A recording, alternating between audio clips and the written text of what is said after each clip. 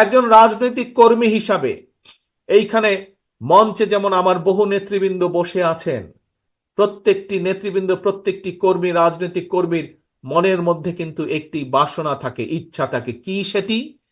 যে একজন রাজনৈতিক কর্মী হিসাবে যখন তার সামনে সুযোগ আসবে, সে তার এলাকার জন্য, সে তার এলাকার মানুষের জন্য কিছু কাজ করতে চায়। হয়তো কেউ কেউ তার যেই মাপের কর্মী বা যেই মাপের নেতা, সে সেভাবে চিন্তা করার চেষ্টা করে। কেউ চায় তার এলাকার, সে যদি সুযোগ পায় তাহলে তার এলাকার একটি রাস্তা সে তৈরি করবে। কেউ চায় সে যদি সুযোগ পায়, তার পক্ষে যদি সম্ভব হয়, এলাকার মানুষের সমস্যা হয়তো একটি ব্রিজ, সেই ব্রিজটি তৈরি করবে। কেউ চায় স্কুল স্থাপন করতে, কেউ চায় হাসপাতাল স্থাপন করতে এলাকার মানুষের জন্য। একজন রাজনৈতিক কর্মী হিসাবে, প্রিয় ভাই বোনেরা, আমিও একজন রাজনৈতিক কর্মী। আমারও একটি ইচ্ছা আছে যে কোনোদিন যদি আল্লাহর রহমতে বাংলাদেশের মানুষের সমর্থনে আমাদের পক্ষে যদি সম্ভব হয় দেশের জন্য কাজ করার অতীতের মতন, দেশের মানুষের জন্য কাজ করার অতীতের মতন, তাহলে আগামী দিনে আমি একটি কাজ করতে চাই এই বাংলাদেশের মানুষের জন্য। বিশেষ করে গ্রাম থেকে শুরু করব এই কাজটি। ধীরে ধীরে হয়তো শহর পর্যায়ে যাব আমরা, কিন্তু যেহেতু বাংলাদেশের অধিকাংশ মানুষ বসবাস করেন বাংলাদেশের গ্রামগুলোতে, জেলা পর্যায়ে, উপজেলা বা থানা পর্যায়ে, গ্রাম পর্যায়ে, সেই জন্য তাদের কাছে এই পরিকল্পনা বা কাজটি আমি নিয়ে যেতে চাই। কি সেই আমার পরিকল্পনা? আমার পরিকল্পনাটি হচ্ছে প্রত্যেকটি পরিবারের জন্য, মানুষ নয়, পরিবার হিসাবে আমরা বাংলাদেশে কতগুলো পরিবার আছে সেই পরিবারগুলোকে আমরা নির্দিষ্ট করব এবং প্রতি পরিবারকে আমরা রাষ্ট্রের পক্ষ থেকে একটি ফ্যামিলি কার্ড দিব।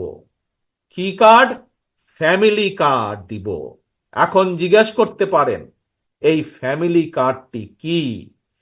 এই ফ্যামিলি কার্ডটি হবে সেই পরিবারের মায়ের নামে, বা সেই পরিবারের যে গৃহিণী থাকবেন তার নামে এই ফ্যামিলি কার্ডটি হবে।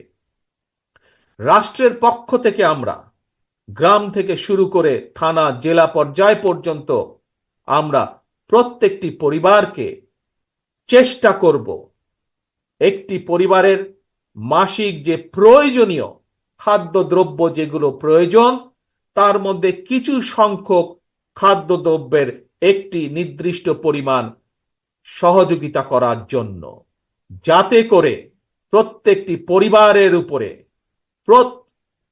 যাতে করে প্রত্যেকটি পরিবার মাস শেষে রাষ্ট্রের এই সহযোগিতা পেলে কিছুটা হলেও তাদের স্বস্তি বোধ হয়, কিছুটা হলেও তারা নিজেদের যে সেভিংস, নিজেদের যে সঞ্চয়, সেটির পরিমাণ বৃদ্ধি করতে সক্ষম হয়।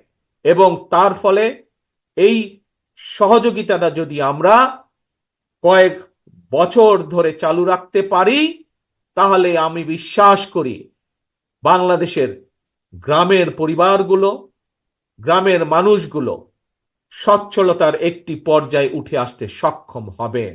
অর্থাৎ রাষ্ট্র সরাসরিভাবে প্রত্যেকটি পরিবারের পাশে, রাষ্ট্রের সামর্থ্য অনুযায়ী প্রত্যেকটি পরিবারের পাশে দাঁড়ানোর চেষ্টা করবে, তাদেরকে সহযোগিতা করার চেষ্টা করবে, তাদেরকে সাহায্য করার চেষ্টা করবে, যাতে করে তারা স্বাবলম্বী হয়ে উঠতে পারে।